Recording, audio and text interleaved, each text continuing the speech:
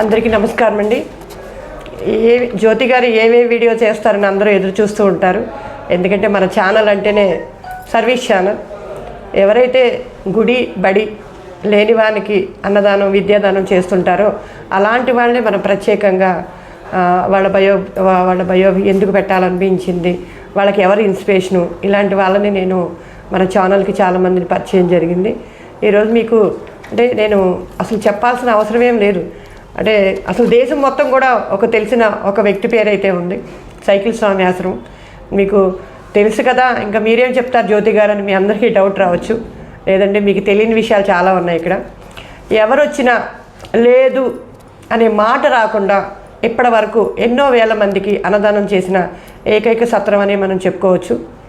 Hema Sairam Annapurna charitable trust షిరిడీలో ఉంది, శ్రీశైలంలో ఆల్రెడీ ప్రారంభించారు,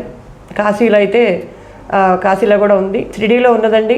అలాగే శ్రీశైలంలో ఇప్పుడే ప్రారంభించారు, కాశీలో ఎప్పటి నుంచో కూడా ఉన్నది.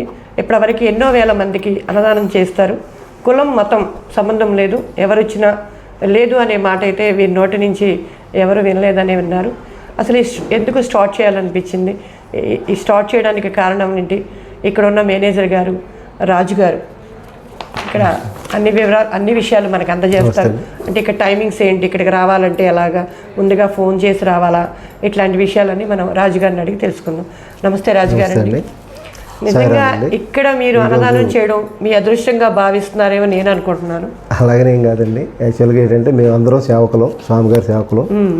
స్వామిగారి మీద ఇంట్రెస్ట్తో మేము ఇక్కడ ఈ కార్యక్రమాల్లో పాల్గొంటున్నాం అండి. యాక్చువల్గా ఇది ఏంటంటే ఒక కాశీ అంటే మహాక్షేత్రంలో తెలుగు వాళ్ళకి భోజనం కోసం ఇబ్బంది పడుతుంటే స్వామిగారి చూడలేక ఈ సంస్థ 2010లో ఇక్కడ స్టార్ట్ చేశారండి. అప్పటి నుంచి ఇప్పటిదాకా ప్రతిరోజు అన్నదానం జరుగుతూనే ఉంటుంది. మినిమం 1000 నుంచి 1500 మంది, 2000 మంది ఇట్లా. అంటే రోజు అండి పూటకండి? ప్రతిరోజు మధ్యాహ్నం భోజనం 1 గంట నుంచి 3:30, 4 వచ్చిన దాకా పెడుతూనే ఉంటాం. తర్వాత సాయంత్రం 8 నుంచి 9 తర్వాత ఇక్కడ కింద 10, 11 వరకు బయటికి వెళ్ళి వస్తుంటారు కదా గయా ఇల్లు వాళ్ళకి ఆ టైంలో ఎక్కడ దొరకదని వాళ్ళ గురించి సపరేట్గా అది పెట్టడం జరుగుతుంది. టిఫిన్ అనేది వాళ్ళు 11, 12 వచ్చినా కానీ వచ్చి తిని వాళ్ళ రూమ్లకు వాళ్ళు వెళ్ళిపోతుంటారు. అంటే ఎంత లేట్గా వచ్చినా ఇక్కడ ఉంటుందనే నమ్మకం వాళ్ళు చెప్పి వెళ్తారు కదా, మన మీద భరోసా వెళ్తారు కదా, మరి అట్లాంటి వాళ్ళకి మనం చేయాలి కదా. మన ఉద్దేశం ఏంటంటే యాక్చువల్గా ఎవరో ఆకలితో ఉండకూడదు, ఓ సిద్ధాంతం, స్వామిగారి సిద్ధాంతం. దాని ప్రకారమే మనం ఇక్కడ జరిపిస్తామండి. ఇక 2010 నుంచి ఇప్పటిదాకా నిరభ్యంతరంగా ఇలా జరుగుతూనే ఉంది, ఒకరోజు కూడా ఆటింగ్ లేకుండా. కరోనా టైంలో కూడా మనం ఇంచుమించుగా ఒక 300 మంది దాకా ఇక్కడ మన దగ్గర స్టక్ అయిపోయి ఉన్నారు. వాళ్ళకి ఆ టైంలో మొత్తం 45 కరోనా రిలీజ్ అయిన తర్వాత వాళ్ళు బస్సులు ఎక్కించి ఇక్కడి నుంచి పంపించింది ఈ సంస్థ, ఏకైక సంస్థ కాశీలో. ఆ టైంలో మన ఒక్క సంస్థేనండి, మిగతా ఏ సంస్థలు కూడా ఇటువంటి చర్య మనకేంటంటే మన దగ్గర ఉన్న వాళ్ళు ఇబ్బంది పడకూడదని వాళ్ళ 45 రోజులు మనం సంస్థ తాలూకా ఫండ్స్ నుంచే వాళ్ళకి ఏర్పాటు చేయడం జరిగిందండి. అన్ని స్వామిగారి చూసుకున్నారు. ఇక్కడ ఎన్ని రోజులు ఉండిపోయారండి ఆ కరోనా టైంలో? 40 డేస్ పైన ఉన్నారు. వాళ్ళకి కూడా మనం వ్యవస్థ మరి రూములు అన్నీ ఇక్కడే, మరి ఇక్కడే ఉన్నారు. బయటికి వెళ్ళడానికి లేదు కదా, కర్ఫ్యూ ఇవి బయటికి వెళ్ళడానికి లేదు. ఇక్కడే అట్లా మెడిసిన్ చేసుకుంటా అట్లా ఎవరికి ఏవి లేకుండా హ్యాపీగా విశ్వనాథుడి దయ వల్ల, సాయిబాబా గారి దయ వల్ల స్వామిగారు దిగ్విజయంగా ఆ కార్యక్రమం పూర్తి చేశారు. అది జరిగిందండి. ఇక్కడికి ఎప్పుడెప్పుడు వస్తుంటారు అంటే చాలామంది నేను బయట విన్నానండి, ఏమంటే సైకిల్ స్వామి గారిని మేము ఇంతవరకు చూడలేదండి, ఆయన ఎక్కడ ఉంటారు? యాక్చువల్గా ఆయన ఒక దగ్గర ఉంటారంటే ఇప్పుడు ఒక దగ్గర ఉండడానికి అవ్వదు కదండి. ఇప్పుడు శ్రీశైలం ఉంది, అది ఒకటి భుజం మీద వేసుకున్నారు. మెయిన్ దాని గురించి ప్రతి చోటకి వెళ్ళి అటు ఓనర్స్తో మాట్లాడి అవి ఆ కార్యక్రమాలు చేయాలి. అలా చేయకపోతే ఒక దగ్గర ఉంటే కుదరదు. సంస్థ పెరుగుతూ ఉంది కదా, పెంచాలనే ఉద్దేశంతో ఆయన తిరుగుతున్నారు. ఆ వయసులో కూడా ఆయన అంత పట్టుదలగా తిరుగుతున్నారంటే నిజంగా బాబా గారు ఆయన వెనకాల నుండి నడిపిస్తున్నారని మేమందరం కోరుకుంటున్నామండి. ఆయన ఆరోగ్యంతో ఉండాలని సదా మేమందరం వారి శిష్య బృందంలో ఇక్కడ ఎంతమంది ఉంటారండి? అంటే సేవకుల్లాగా అట్లాగా ఉంటారండి, 10 మంది దాకా ఉంటారు. Okay okay. అంతా వేరే ఊరు నుంచి వచ్చి ఇక్కడ ఉన్నవాళ్ళు అంటే ఇక్కడ సేవ చేసుకుని ఉండడానికి కొంతమంది వచ్చి ఉంటారు. అట్లా ఇంకో ముఖ్య విషయం ఏంటంటే సార్ ఇప్పుడు ఇంతకుముందు 9 రోజులే ఉండేవారు యాక్చువల్గా. ఇప్పుడు ఏంటంటే గర్భవాసం అని, కాశీ గర్భవాసం అంటే 9 నెలలు అమ్మ కడుపులో ఎలా ఉంటామో అలాగే కాశీలో గర్భవాసం చేస్తూ ఉంటారు. వాళ్ళు కూడా మన రూముల్లోనే ఉంటారు, వాళ్ళు కూడా మనకి ఈ సేవ చేస్తూ ఉంటారు. వాళ్ళు టైం అయిన దాకా కూడా భోజనాల దగ్గర ఉంటారు. ఇలాంటి కార్యక్రమాలు వాళ్ళు కూడా పాల్గొంటారండి. వాళ్ళ సేవ కూడా వర్ణనాతీతం, చాలా బాగా చేస్తారండి. చాలామంది ఎక్కువ మంది వస్తుంటారండి. 9 నెలలు 9 రోజులు ఉంటారండి. ఒకవేళ అలా రావాలంటే మన దగ్గర ముందే రూమ్ బుక్ చేసుకోవాలి. రూమ్ చెప్పాలండి, ఒక 1 మంత్ ముందు బుక్ చేసుకోవాలి. తర్వాత డీటెయిల్స్ అన్నీ మేడం గారు చెప్తారు. తర్వాత ప్రాసెస్ అంతా మేడం గారు చెప్తారు. ఇప్పుడు యాక్చువల్గా ఈ 9 నెలలు 9 రోజులు ఉన్న వాళ్ళు కాశీలో ఎక్కడున్నా రూములు తీసుకుని వచ్చినా కానీ వారు ఇక్కడ భోజనానికి అక్కడ వాళ్ళు సింగిల్ వండుకోలేరు కాబట్టి ఆ భోజనం గురించి ఎలాగా వస్తుందని ఇక్కడ సేవ చేసుకుంటారు. వాళ్ళు భోజనం అయిపోతుంది. ఎట్లా ఆ విధంగా చాలా మంది వస్తుంటారు. సేవ చేయడానికి కూడా వాళ్ళకి కొంచెం టైం ఇస్తారు. అందుకేలేండి ఇప్పుడు ఈ సేవ చేస్తేనే ఇక స్వామివారి సేవ చేసినట్టే కదా, వాళ్ళకి టైం పాస్ అవ్వాలి కదా. దగ్గర సేవ చేసిన వాళ్ళు అంటే దీనివల్ల కూడా టైం పాస్ అయిపోతుంది. అలాగే మనకి సేవకులు కూడా ఎక్కువ ఉంటారు. అవునండి, సైకిల్ స్వామి గారికి ఆశ్రమానికి అది ఒక వస్తారండి. ఆ రకంగా ప్లస్ పాయింట్ అనే చెప్పాలి. అందరూ వచ్చి సర్వీస్ చేస్తారు. అందరికీ బాధ్యత ఉండాలి కదా. ఇప్పుడు మనం ఉండేది కాశీలో కదా, మన తెలుగు వారికి పడుతున్నాం కదా, బయట వాళ్ళు కాదు. అందుకని ఈ స్వామి గారి తాలూకా ఒపీనియన్ మా అందరిలో అంతే, దానివల్ల ఇలా నడుస్తుంది. ఇది యాక్చువల్గా ఏంటంటే ఇది అన్నదాన సత్రం అనేది మనం కుల మతాలకు అతీతంగా ఏ క్యాస్ట్ వాళ్ళైనా తెలుగు వాళ్ళు ఎవరైనా కానీ వచ్చి భోంచేసి వెళ్ళొచ్చండి. వాళ్ళు ఏంటంటే ఇది ఒకరు పెట్టింది వాళ్ళు తింటున్నారు, వాళ్ళు ఇచ్చింది ఇంకొకరు, అట్లా పెరుగుతూనే వస్తుందండి. ఇప్పుడు యాక్చువల్గా మన స్టార్టింగ్లో 300 మంది వచ్చేవారు. ఇప్పుడు ఇంచుమించుగా 1000-1500 మంది, 2000 సీజన్. రేపు కార్తీక మాసం స్టార్ట్ అయితే 3000 మంది దాకా వస్తారండి. మనకి ఏంటంటే 12 గంటలకు స్టార్ట్ అయితే సాయంత్రం 5 గంటల దాకా వస్తూనే నిరంతరం అక్షయ పాత్ర లాగా పెడుతుంటారు. అలా చేస్తూనే ఉంటారండి. వంటలు వస్తారు, చేస్తూనే ఉంటారు.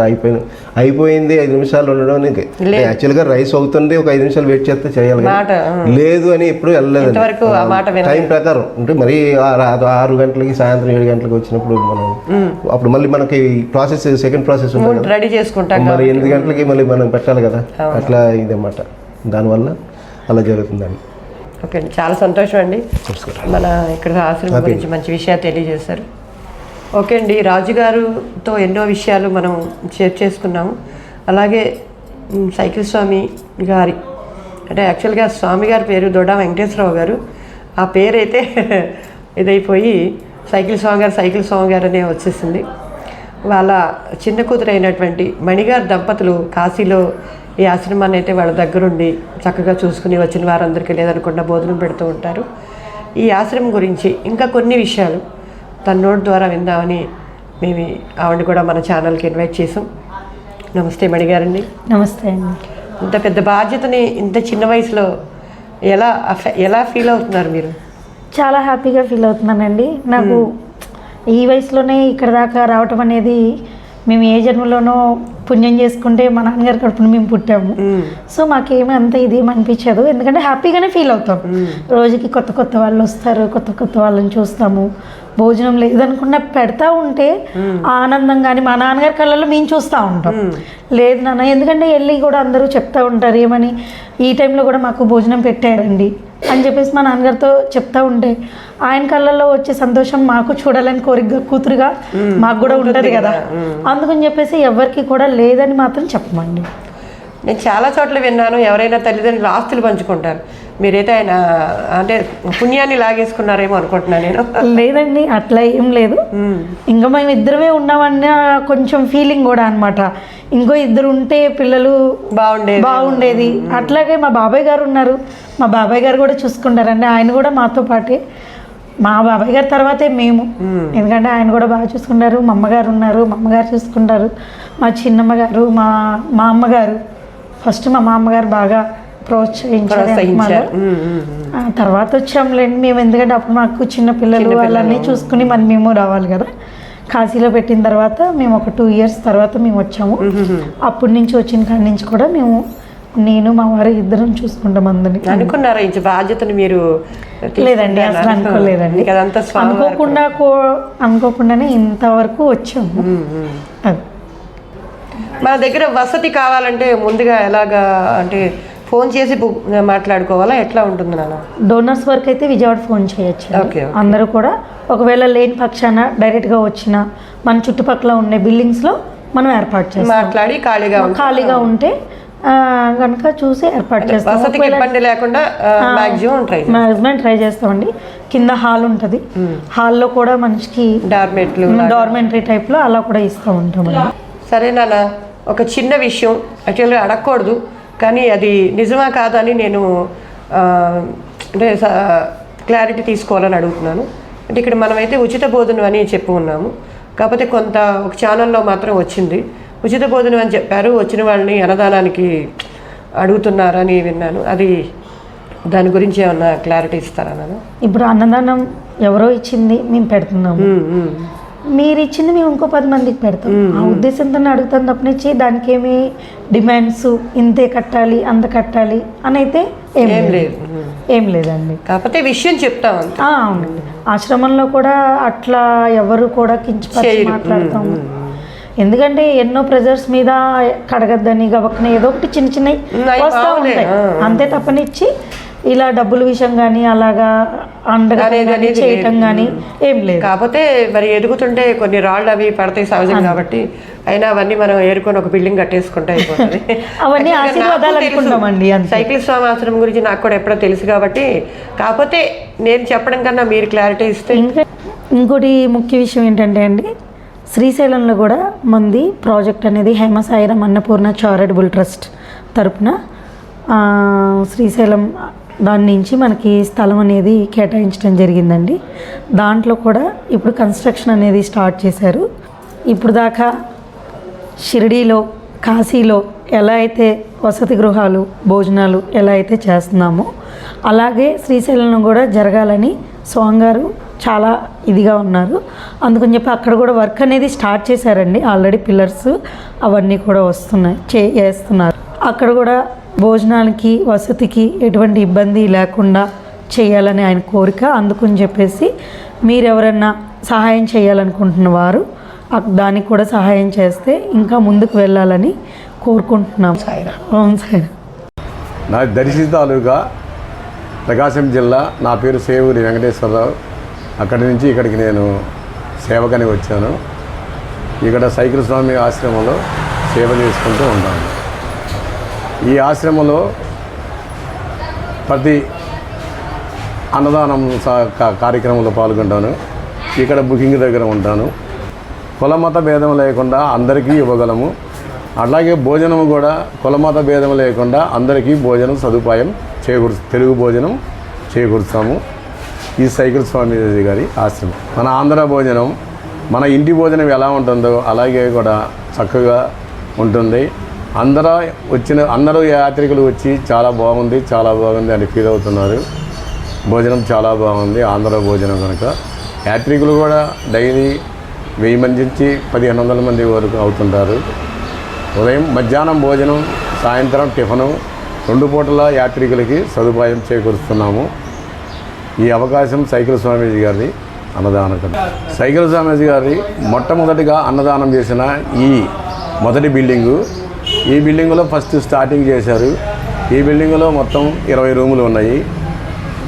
అన్నదానం కూడా స్టార్టింగ్ చేసింది ఇక్కడి నుంచే కాబట్టి మాకు కూడా చాలా తృప్తిగా ఉంది. మొట్టమొదటిగా వచ్చింది కనుక ఇక్కడ 20 రూములు ఉన్నాయి, హాల్ కూడా ఉంది, లాకర్స్ కూడా ఉన్నాయి.